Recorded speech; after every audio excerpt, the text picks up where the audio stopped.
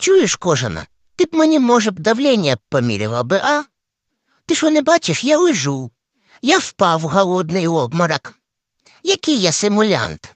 Ти коли мене кормила останній раз? Які півчаса назад? Я лап піднять не можу. Все, визивай ковбасних санітарів.